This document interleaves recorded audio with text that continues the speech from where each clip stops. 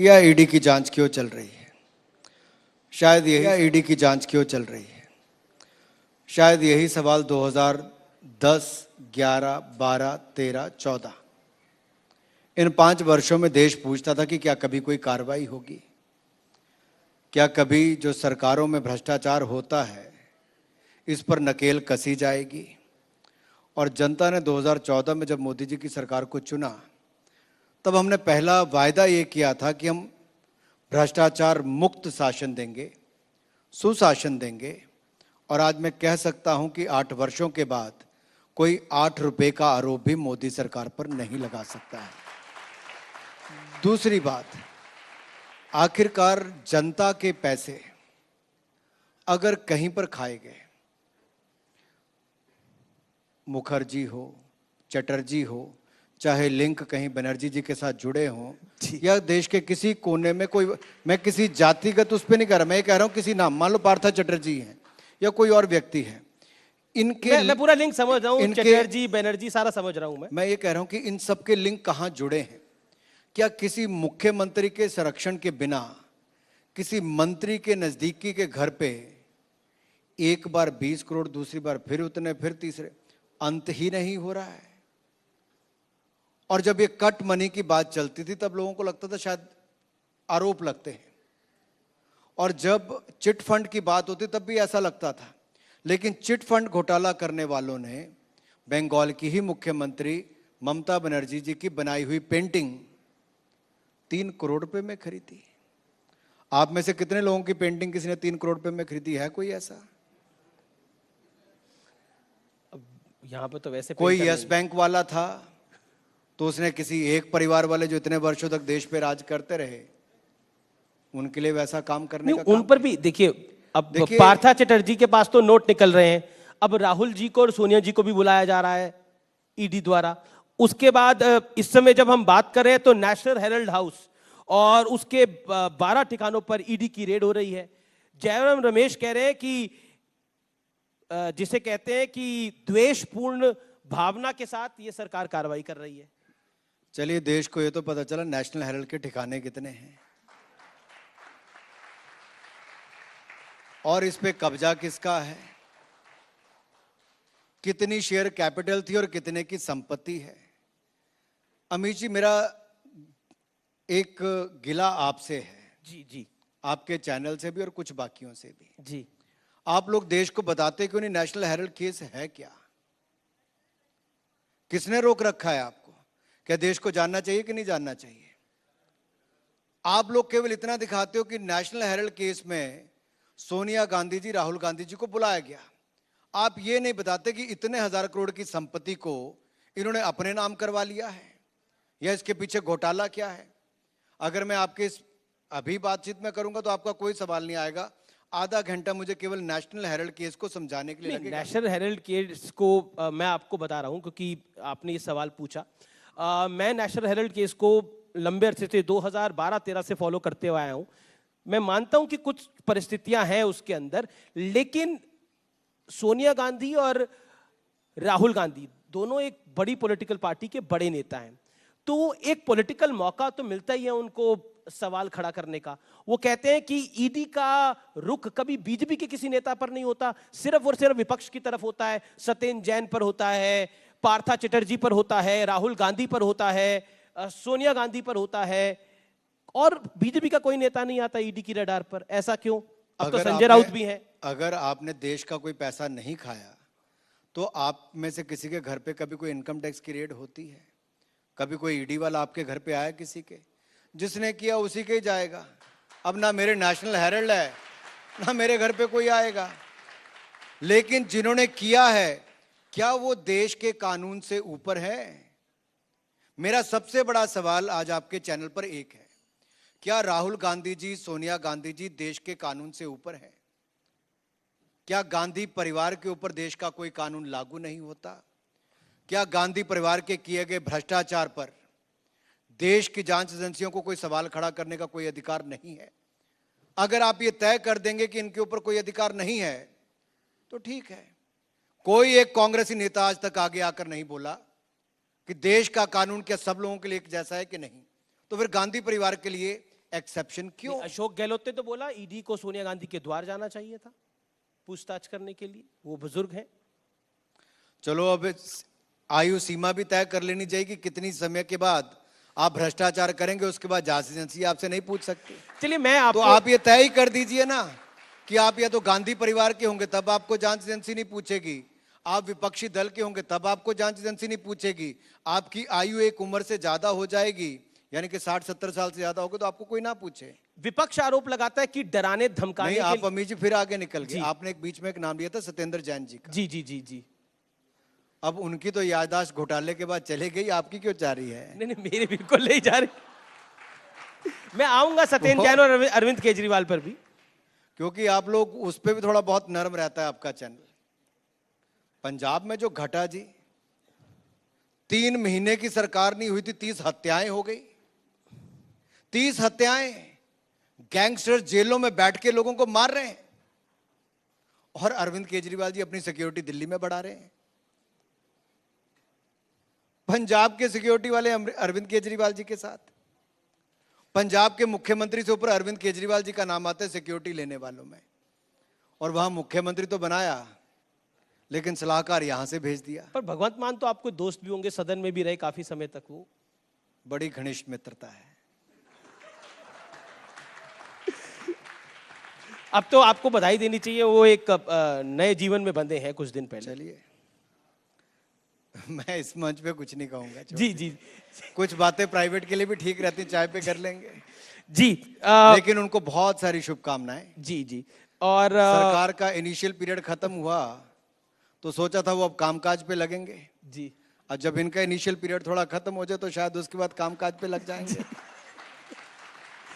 मैं आगे का रुख करता हूं, और क्योंकि ईडी की बात हो रही थी, कांग्रेस के वरिष्ठ नेता हैं अधीर रंजन चौधरी, उन्होंने ईडी के बारे में क्या कहा मैं खुद नहीं बोलूंगा, वो बाइट के जरिए मैं आपको एक बार सुना जाता हूं। 10 सेकंड की बाइट है, सुनते हैं जरा। The entire ED has been translated by the BJP party into a group of idiots. They only know when and how to dance to the tune of the ruling dispensation. वो कहते हैं ED आपके इशारों पर नाच रही है और ईडी इडियट है। हमें तो ये नहीं पता कि अधीर रंजन जी को कोई इशारा करता कि वैसे नाचते रहते हैं। कभी कहते मेरी भाषा ये नहीं है। पार्लियामेंट के अगर आप 3 वर्ष निकालेंगे उनके लीडर ऑफ ऑपोजिशन के नाते, तो लीडर ऑफ ऑपोजिशन तो है नहीं। जी जी जी। लेकिन कांग्रेस पार्टी के नेता वो सदन में है, दल के नेता है उनके। मैं आपको, वैसे आपको ये अध्ययन करना चाहिए चैनल को। नहीं, मैंने पहले दिन से लेके आज तक अधीर रंजन चौधरी जी ने धैर्य कब कब खोया है और क्या क्या शब्द बोले हैं जी, वो आपको दिखाने चाहिए। वो कह रहे मेरी हिंदी और ये कमजोर है। देश की सबसे पुराना राजनीतिक दल जो 55-60 साल सत्ता में रहा हो, आज उसकी ये हालत हो गई है। आज ये उसकी हालत है जी।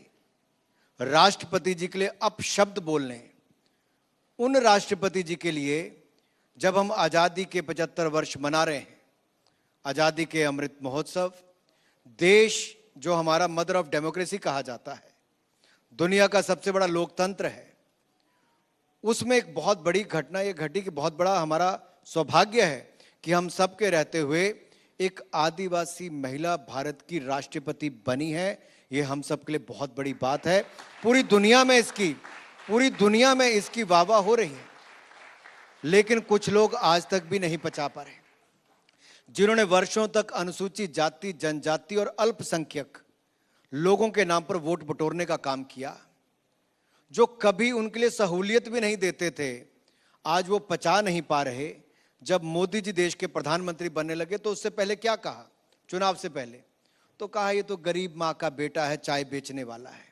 लेकिन देश की जनता ने गरीब माँ के बेटे को वोट दिया, चाय बेचने वाले को वोट दिया और देश बेचने वाली कांग्रेस को बाहर का रास्ता दिखा दिया। इसी तरह से ही पिछली बार जब हमारे पूर्व राष्ट्रपति जब वो चुने गए, तब भी इस तरह के शब्द बोले गए। लेकिन आपने कभी देखा कि रामनाथ कोविंद जी एक झोंपड़ी में रहते थे जी, जब उनका परिवार जहां से आया है, उनकी मां की मृत्यु उस झोंपड़ी में आग लगने के कारण होगी जब वो छोटे से थे, 5-6 साल के थे। कैसा जीवन व्यतीत किया होगा, वहां से राष्ट्रपति पद तक आना, और द्रौपदी मुर्मू जी के पति और दोनों बेटों की दुर्घटना में मृत्यु हो जाना, और पार्षद से लेकर प्रेसिडेंट तक की पोस्ट पर पहुंचना, ये आसान काम नहीं। कुछ तो गुण उनमें होंगे जो पार्षद से लेकर प्रेसिडेंट तक के पद तक आई है, इसका स्वागत करना चाहिए। नहीं, देश के लिए बड़ी गर्व की बात है, आजादी के इस अमृत महोत्सव पे देश को पहली आदिवासी राष्ट्रपति मिली। लेकिन अधीर रंजन चौधरी से जब सवाल पूछे गए तो उन्होंने बोला मेरी हिंदी कमजोर है, मैं माफी मांग चुका हूं, अब मुझे फांसी पे लटकाइएगा। देखिए, गलती कोई एक बार करे तब तो ठीक है।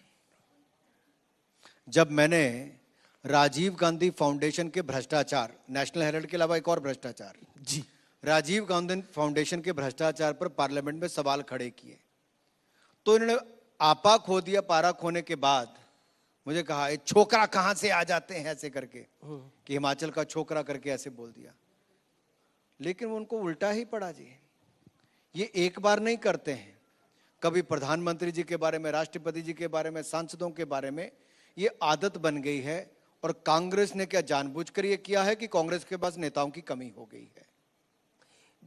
कांग्रेस कह रही है कि अधीर रंजन चौधरी ने गलती करी, इसमें कोई दो राय नहीं है, लेकिन भारतीय जनता पार्टी अपने पाप छुपाने के लिए, महंगाई का पाप छुपाने के लिए, जीएसटी का पाप छुपाने के लिए, वो जो कार्य नहीं कर पा रहे उसका पाप छुपाने के लिए इस मामले को बहुत ज्यादा तूल दे रहे हैं।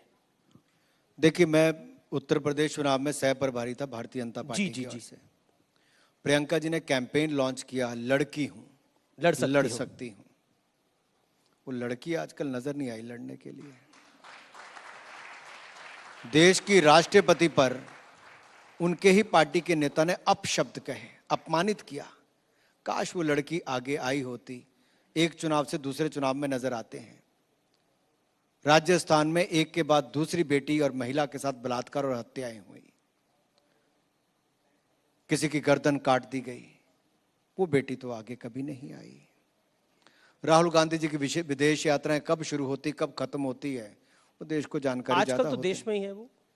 आप खूब खबर रखते हैं।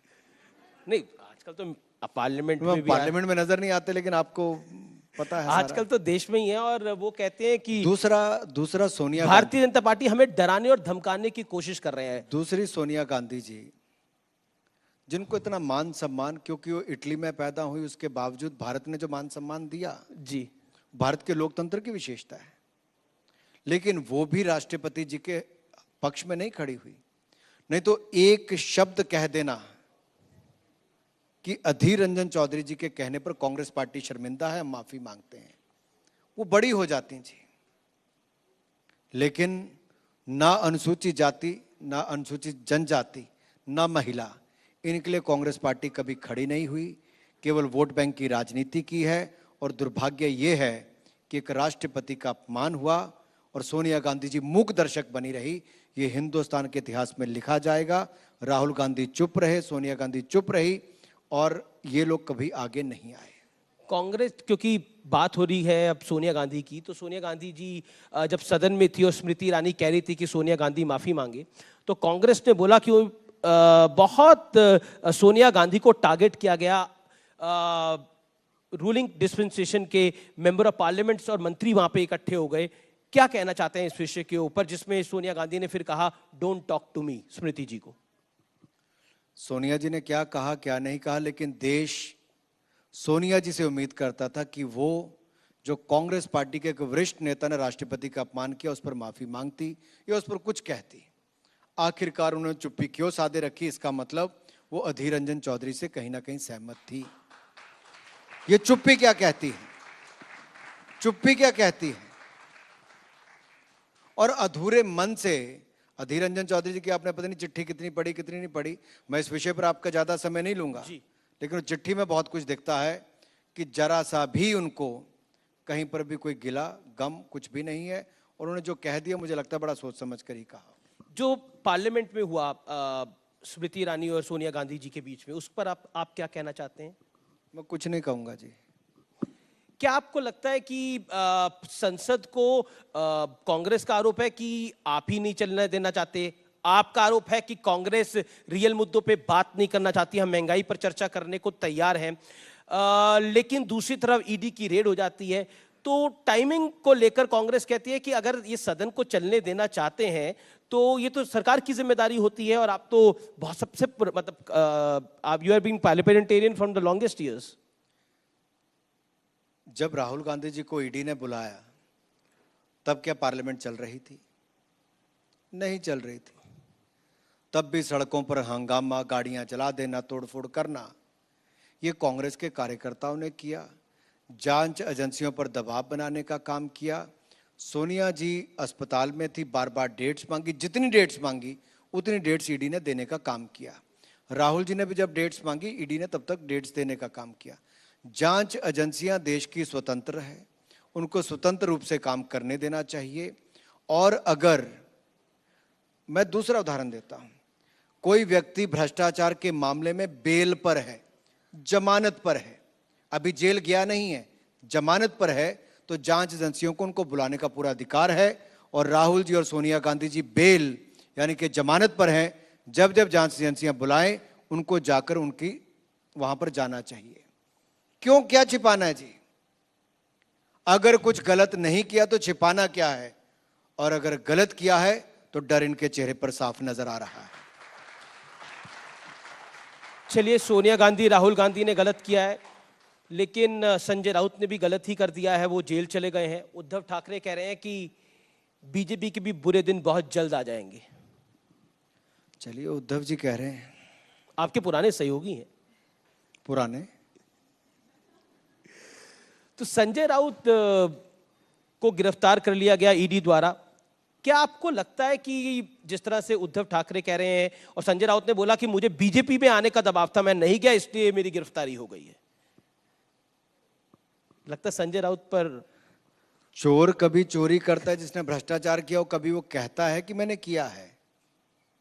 कोई एक किस्सा बताइए मुझे आज तक, एक उदाहरण बताइए कोई। लेकिन ऐसा कैसे है कि सारे चोर दूसरी तरफ ही हैं?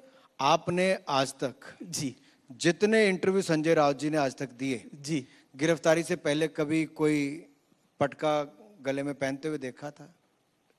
उस दिन तो डाला हुआ था जिस दिन उसी गिरफ्तारी दिन आया ना, याद? देखिए, बहुत सारी बातें मैं कई बार आपके टीवी पर भी देखता हूं, आप ऐसे दिखा रहे हैं जैसे वो इतना हाथ हिलाते हुए जा रहे हैं, पता नहीं कितना बड़े नेता क्या हम है सब जी? दिखाते हैं सर, जो जिस मतलब अब गिरफ्तारी हो रही है हम तो गिरफ्तारी भी दिखा रहे हैं। जेल जाते हुए भी ऐसे हाथ हिला रहे हैं जैसे पता नहीं कितना स्वागत हो रहा है। अब भ्रष्टाचार के मामले में जेल जा रहे हैं गिरफ्तारी जी। में कोई हाथ हिलाते हुए जा रहा है तो इस पे हम कैसे रोकेंगे उसको? देखिए, विजुअल्स का बहुत फर्क होता है।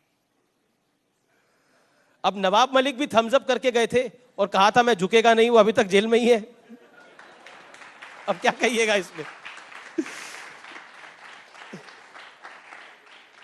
अब जाते तो कई ऐसे कर करके कि जैसे जल्दी आने वाले हैं। कई 3-3 महीने से अंदर हैं, जिसके लिए अरविंद केजरीवाल जी कहते थे मैंने केस देखा है, मैंने पूरा पढ़ा, बिल्कुल कहते ईमानदार है, कट्टर ईमानदार। लेकिन 3 महीने से उनको बेल नहीं मिली आज तक। कट्टर ईमानदार, कट्टर ईमानदार जी, बिल्कुल।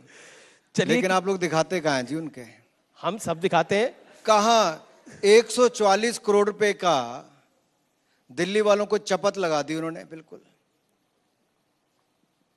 शराब वालों को जो ठेके दिए, पॉलिसी में बदलाव किया, पूरे नियमों की धज्जियां उड़ाने का काम अरविंद केजरीवाल जी की सरकार ने किया। और ये देश के शायद पहले ऐसे मुख्यमंत्री होंगे जिनके पास कोई डिपार्टमेंट नहीं है, लेकिन मुख्यमंत्री 8 साल से हैं, जिम्मेदारी कोई नहीं है। वो कहते हैं हम हैप्पी, कभी सत्येंद्र जैन करते हैं, कभी मनीष सिसोदिया करते हैं, लेकिन वो सर्टिफिकेट देने के लिए बैठे हैं, ये सब ईमानदार हैं। लेकिन वो तो कहते हैं मैं हैप्पी क्लास चलाता हूं। नहीं, ऐसा है जी, अगर उनकी इस नीति में, एक्साइज पॉलिसी में कोई कमी नहीं थी तो वापस क्यों की? आपने पूछा? केजरीवाल जी इंटरव्यू के लिए आएंगे तो पूछा जाएगा उनसे। हाँ, आप नहीं जाएंगे पूछने के लिए? नहीं, बिल्कुल। हम मेरा सिर्फ सवाल, देखिए, देश को ये बताना चाहिए कि जो बड़े बड़ी डींगे मारते हैं, जो सन 2011 में जब भ्रष्टाचार के खिलाफ हम लोग आंदोलन कर रहे थे, ये तो उसके बाद आए, और तब तो इन्होंने कस्में खाई थी कि हम कभी राजनीति में नहीं आएंगे। आपने कभी दिखाया देश के लोगों को वापस? कि उन्होंने अपनी दोनों बच्चियों की कसम खाई थी मैं कभी राजनीति में नहीं आऊंगा, वहां पे झूठ बोला। फिर पंजाब के चुनाव आए तो उससे पहले ऐसी शराब की नीति लेकर आए जहां पर करोड़ों रुपए का घोटाला ये आपके सामने आया, जो पंजाब के चुनाव से पहले इन्होंने किया। अब जाके पॉलिसी को रोल बैक करने का काम कर दिया। पंजाब के चुनाव में जिनके घरों में जाके ठहरे उनके टेररिस्ट के साथ लिंक हैं जी, आतंकवादी विचारधारा के लोगों के साथ ये जाकर रहे।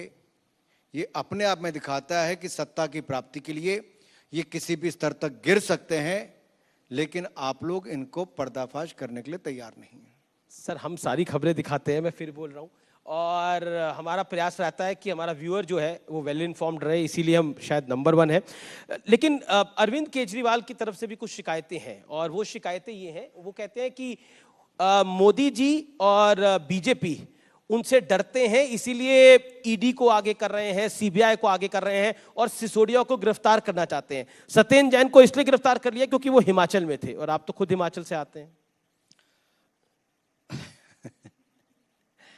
हिमाचल में इनके जो पार्टी के प्रदेशाध्यक्ष थे, जो इनके संगठन मंत्री, जनरल सेक्रेटरी, तो कैप्टन समेत पूरी टीम ही चली गई है, जो इनके पूरे महिला मोर्चा की अध्यक्ष थी, इनके आईटी सेल के इंचार्ज थे, पूरे के पूरे लोग आम आदमी पार्टी को छोड़कर भारतीय जनता पार्टी में शामिल हो गए। आम आदमी पार्टी कहती तो है कि उसके पीछे अनुराग ठाकुर है, अनुराग ठाकुर ने उनको अपने जाल में फंसा लिया।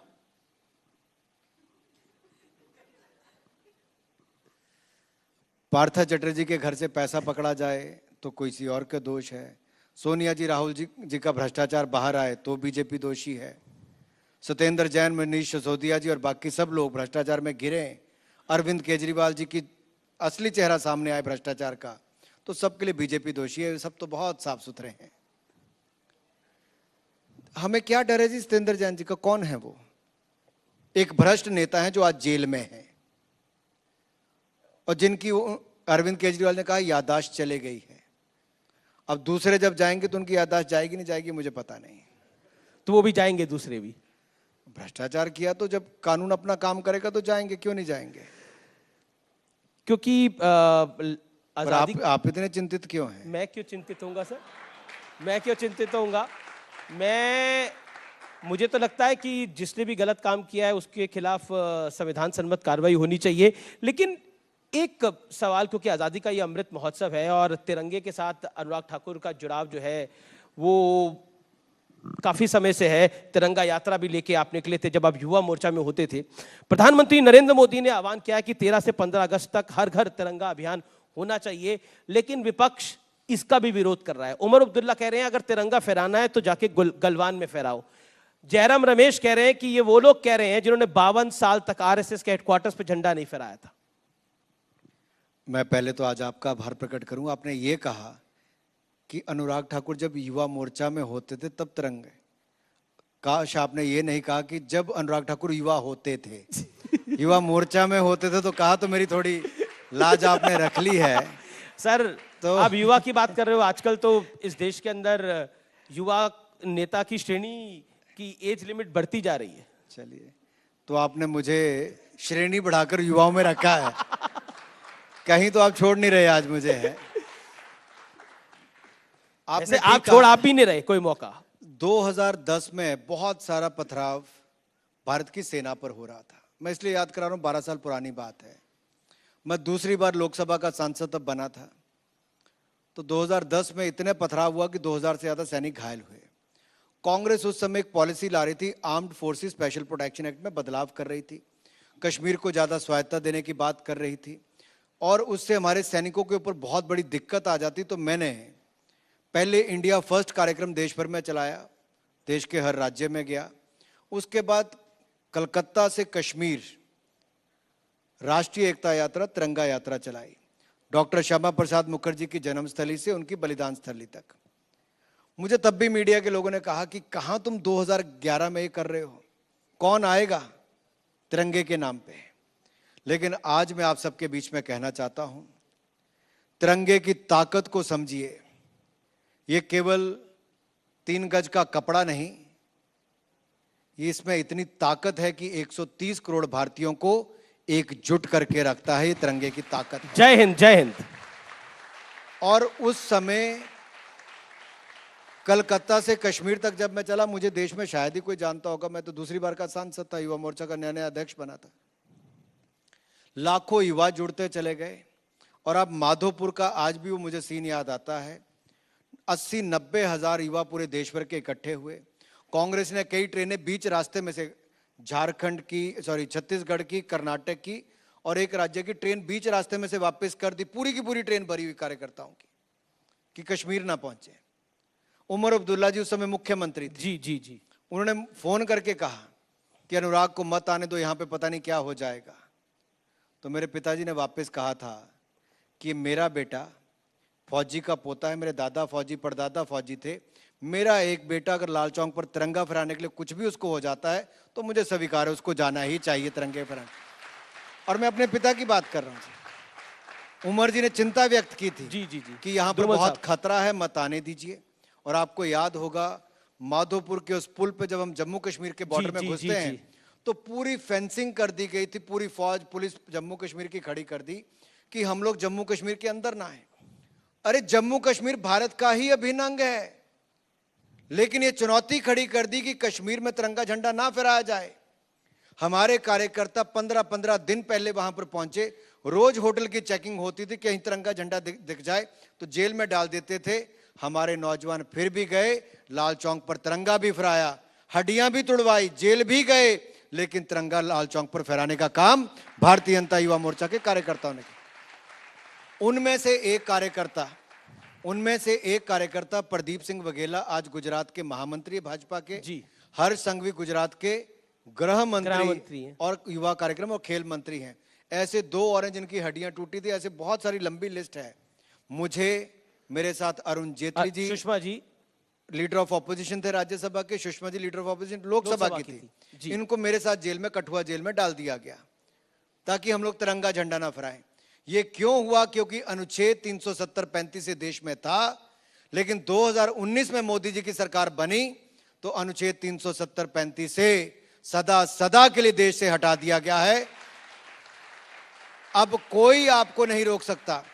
आप निरंतर देखते हैं, अभी भी तिरंगा यात्रा वहां पर हुई, बार बार अलग अलग समय पर वहां पर तिरंगा लहराया जाता है। ये 2019 से पहले का समय जी और 370-35 के जाने के बाद के समय का अंतर मैं आपको कह रहा हूं।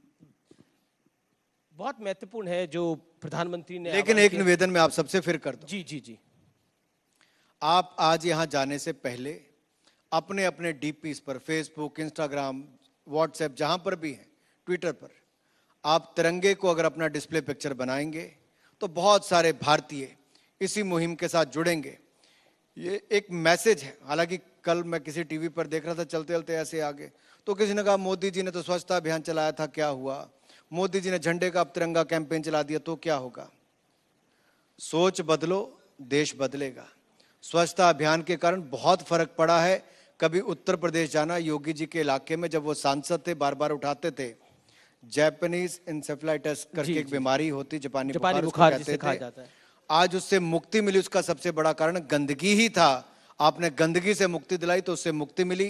यूनाइटेड नेशंस की WHO की रिपोर्ट जो मैंने 2010 में पढ़ी, उसमें गर्भवती महिलाओं की मृत्यु होने का कारण, बीमारियों का कारण या बुजुर्गों, बच्चों का शौचालय ना होना था।